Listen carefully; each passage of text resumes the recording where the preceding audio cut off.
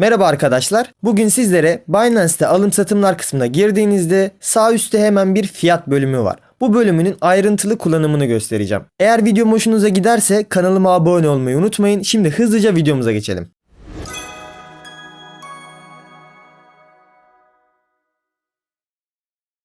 İlk başta şuradaki bölümden para biriminizi değiştirebiliyorsunuz arkadaşlar. Biz kimlik doğrulamamızı Türkiye üzerine yaptığımız için mecburen Türk lirasını kullanmamız gerekiyor. Yani burada dolarla işlem yapmaya kalkarsanız yapamazsınız arkadaşlar. Hemen şuradaki butondan da önceki alım satım geçmişlerinizi görebiliyorsunuz. Şimdi geri gelelim ve en alttan başlayalım. Burada Türk lirası çekme seçeneği mevcut. Tıkladığımızda karşımıza böyle bir ekran geldi arkadaşlar. Yine aynı şekilde ilk başta doları deneyelim. Bakın bu Amerikan doları, USD, kripto para değil. Çekme ücreti 15 dolarmış. Yani 15 dolarlık fee'si varmış. Devam ettiğimde bu ülkende kullanılamıyor diye uyarı verdi arkadaşlar. Hemen geri gelelim ve Türk lirası üzerinden devam edelim. Buna tıklarsanız karşınıza iki tane seçenek çıkacak. Bir tanesi banka transfer yöntemi, bir tanesi de Edvicash. Edvicash'i göstermeyeceğim çünkü çok fazla komisyon ücreti var dostlar. Hemen geri gelelim ve banka transfer işleminden devam edelim. Continue'ya bastığımda Binance TR üzerinden nasıl transfer yapabileceğinizi size gösteriyor. Eğer bilmiyorsanız sağ üstteki kartımdan detaylı olarak öğrenebilirsiniz arkadaşlar. Hemen geri gelelim ve burayı iptal edelim. Türk lirası yatırma kısmına bakalım dostlar. Tıkladığımda karşıma yine iki tane ekran çıkacak. Edvicash ve banka transfer yöntemi. Burası da az önce gösterdiğim yöntemle birebir aynı. Banka transfere tıklarsanız sizi TR Binance borsasına yönlendirecektir. Bunu da şimdilik kapatıyorum. Burada asıl işlemleri Sell Crypto ve Buy Crypto kısmından yapabiliyorsunuz. Şimdi Sell Crypto'ya tıklayalım. Sayfa açıldığında benim spot cüzdanımda olan bakiyelerimi burada gösteriyor arkadaşlar. 20 dolarlık Tether'imiz mevcutmuş kullanılabilir bakiye olarak. Şimdi tıklayalım buna. Karşımıza böyle bir ekran geldi. Yukarıda bir Avustralya dolarının kaç dolara denk geldiğini gösteriyor. Şimdi bunu nasıl değiştirebiliriz? Hemen şuradaki butona basın ve şuradan para biriminizi seçin arkadaşlar. Biz Türk lirasını seçiyoruz. Gördüğünüz gibi artık TL karşılığını gösteriyor bize. Şimdi kuru 14.83'ten hesaplıyormuş gördüğünüz gibi. Hemen geri gelelim ve gerçekten kur 14.83 mü buna bakalım. Bakın kur 14.76 yani kuru farklı hesaplıyor dostlar. Şimdi tekrardan alım satımlar kısmına girip Sell Crypto butonuna geri gelelim. Adından da anlaşılabileceği gibi kripto paranızı satmanıza yarayacak. Şimdi şöyle gelelim. TRY'ye basalım arkadaşlar. Şuradan Max'a tıklarsanız da tüm bakiyenizi buraya koyacaktır. İsterseniz Türk lirası bazlı işlem de yapabilirsiniz. Mesela 250 TL yazabiliriz. Minimum 250 TL ile işlem yapılıyor. 249 yazarsanız bakın onayladığımda karşıma böyle bir uyarı gelecek. 250 TL ile 60.000 TL arasında bir değer girmem gerektiğini bana söylüyor. Onaylayalım ve geri dönelim. Bunu 250 TL olarak yazalım arkadaşlar. Tekrardan onaylıyorum ve burada ne kadar dolara denk geleceğini gösteriyor bana.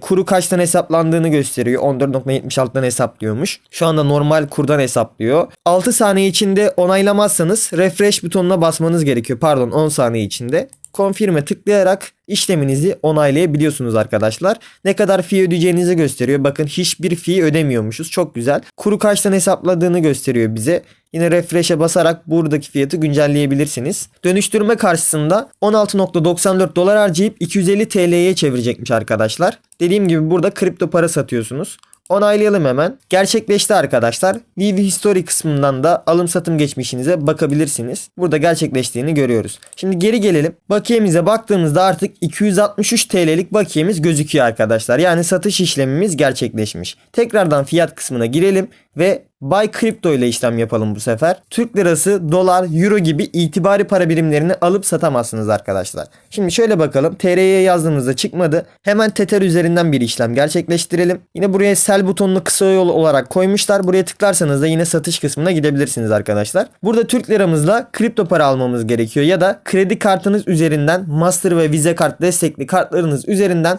kripto para alım işlemi gerçekleştirebilirsiniz. Altta da belirtmiş minimum 250 maksimumda 60.000 TL'lik alım satım işlemi yapabiliyorsunuz. Hemen bu kısma minimum miktarda 250 TL'yi yazalım. Şurada gördüğünüz bir buton var arkadaşlar.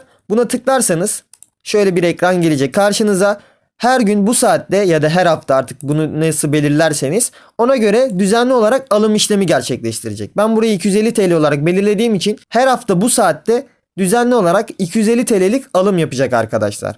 Bunu iptal edin. Açık bırakmayın eğer bilginiz yoksa. Ve işlemlerimize devam edelim şimdi. Bakın 16.27'ye denk geliyormuş. İki tane seçenek çıktı karşımıza. Diyor ki senin spot cüzdanında 263 TL'lik bakiye mevcut. İstersen bu bakiye ile alım işlemini gerçekleştirebilirsin. Bakiyem karşıladığı için, yani minimum 250 TL'lik alacağız ya. Burada mesela 249 olsaydı almama izin vermeyecekti arkadaşlar. Bakiyem karşılıyorsa istersem buradaki TRY bakiyesi ile alım işlemimi gerçekleştirebiliyorum. Bakiyem izin vermezse kredi kartı üzerinden alım satım işlemimi gerçekleştirebilirim. Şimdi kredi kartıyla devam edelim arkadaşlar. Yeni kart ekle butonu çıktı gördüğünüz gibi. Tıklarsam ilk başta benden bir onay isteyecek. Bu onayı yapmanız gerekiyor. Start'a bastıktan sonra burada bir takım bilgilerinizi gösterecek sizlere. Yine onayla butonuna basıp devam ediyorum. Ve şu anda aktif edildi arkadaşlar. İlk defa bu işlemi yapıyorsanız bu şekilde aktif etmeniz gerekiyor. Onayladık ve devam edelim tekrardan. Refresh butonuna bastım ve New Card ekle butonu çıktı tekrardan. Evet, gördüğünüz gibi adım soyadım çıktı ve kart numarasını vesaire benden istiyor arkadaşlar. Ben bunları hemen doldurup geliyorum. Siz de bu sırada videomu beğenmeyi unutmayın.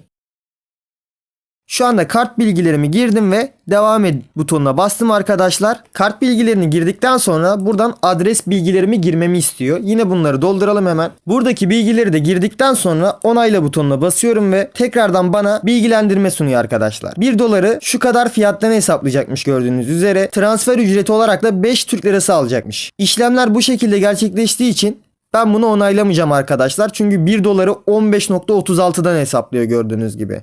Yani çok kazık arkadaşlar. Bakın 250 Türk lirasıyla 15.95 dolar alabilecekmişim. Şimdi geri gelelim. 250 Türk liralık alım işlemi gerçekleştirelim. Gördüğünüz gibi 16 Türk lirası alabiliyoruz. Çünkü burada küsuratı göstermediğinden dolayı net bir rakam vermedi. Hemen şuradaki rakamı kopyalayalım ve şöyle çarpalım. 250 bölü şöyle yaparsak yaklaşık 17 dolarlık alım satım işlemi yapabilecekken orada bana 15 küsür dolarlık veriyordu arkadaşlar. Bundan dolayı da bu yöntemi kullanmıyorum. Kullanıp kullanmamak tamamen size kalmış arkadaşlar. Ben size gösterimini yaptım. Eğer kartınız desteklemiyorsa böyle bir uyarıyla karşılaşabilirsiniz arkadaşlar. Benim şu anda girdiğim bilgiler kredi kartım üzerinden girdiğim bilgiler ve maalesef ki kartım desteklemiyormuş. Az önce onaylanan kartımla girdiğim bilgim ise banka kartıydı. Yani kredi kartı değildi. Yani anlayabileceğiniz üzere ister kredi kartı ister banka kartı ile işlem yapabiliyorsunuz. Önemli olan kartınızın bunu desteklemesi arkadaşlar. Bu videoda anlatacaklarım bu kadardı. Bir sonraki videomda sizlere Pay2Pay bölümünün detaylı kullanımından bahsedeceğim. Videom hoşunuza gittiyse beğenmeyi unutmayın. Bir sonraki videoda görüşmek üzere. Hoşçakalın.